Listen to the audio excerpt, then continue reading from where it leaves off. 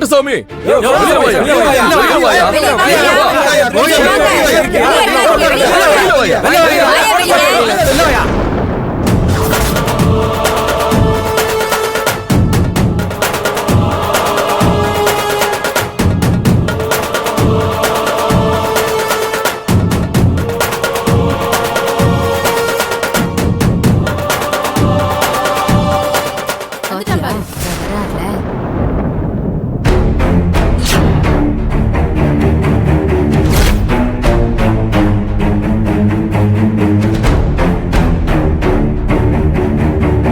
வாங்க வாங்க.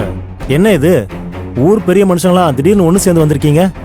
என்ன விஷயம்? யோ கோட்டசாமி, உன்னை நாங்க எல்லாரும் இந்த குண்டத்து காளியோட ஆண் உருவமா பார்த்து கையெடுத்து கும்பிட்டு இருந்தோமையா.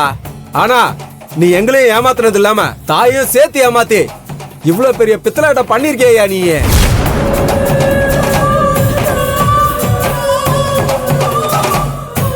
யோ என்னையா சொல்ற?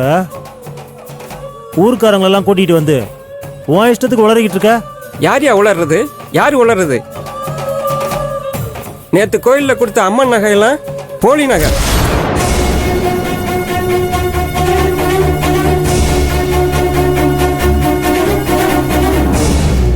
என்னது? என்னையா சொல்ற? போலி நகையா? எதியா போலி நகை? நான் கொண்டு வந்தது போலி நகையா? எல்லாம் அசல் நகையா? அசல் நகை. இத போலி நகைன்னு சொன்னா உன் நாக்கு அழுகி போயிடும். யாருக்கு யார் சாபம் விடுறது? இத திறந்து காட்டுங்கயா.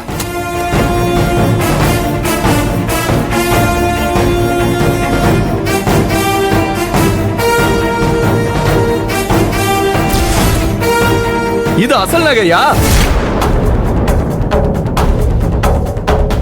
அப்புறம் இது அசல் நகை இல்லாம போலியா?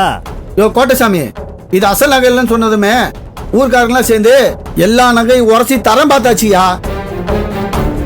அதன் மூலமா இந்த நகையெல்லாம் போலி, நீயும் போலின்னு தெரிஞ்சிருச்சியா. யோ நான் கொடுத்தது அசல் நகைதாயா. அம்மனுக்கு நகையெல்லாம் போட்டு அலங்காரம் பண்ணதுக்கு அப்புறம் இந்த பூசாரி ஒரிஜினல் நகை எல்லாத்தையும் மாத்தி டூப்ளிகேட் நகையை வச்சிருக்கான். ஏ கோட்டசாமி, என் தாயை தொட்டு பூஜை பண்ற கையால அப்படி ஒரு பாவத்தை பண்ணுவனா? சும்மா நடிக்காத பூசாரியே. உன் பொண்ணு கல்யாணம், பையன் வேலை, அது இதுன்னு உனக்கு ஏகப்பட்ட பிக்கல் புடுங்கல்லாம் இருந்துச்சு. அதையெல்லாம் சமாளிக்கிறதுக்காக சாமி நகையில கைய வச்சிருக்கிற பாவி.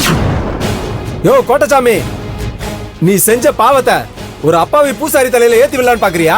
யோ பெரிய மனுஷங்களா, உங்க எல்லாருக்கும் என் மேல அவ்வளவு சந்தேகம் இருந்தா நேத்து நான் நகையை கொடுத்திருந்தப்பவே அது அசலா போலியான்னு சோதனை பண்ணிட்டு வாங்கியிருக்க வேண்டியதானே. இப்ப வந்து என் மேல பழிய போட்டா நான் அதை ஒத்துக்கிறணுமா? போங்கய்யா, எல்லாரும் வெளியில போங்க. போங்கய்யா.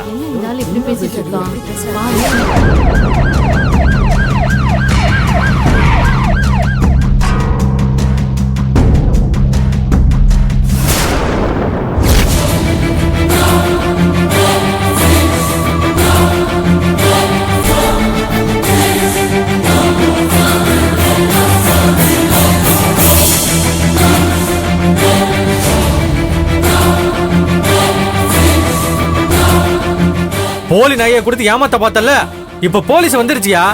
இப்ப என்ன பண்ணுவ?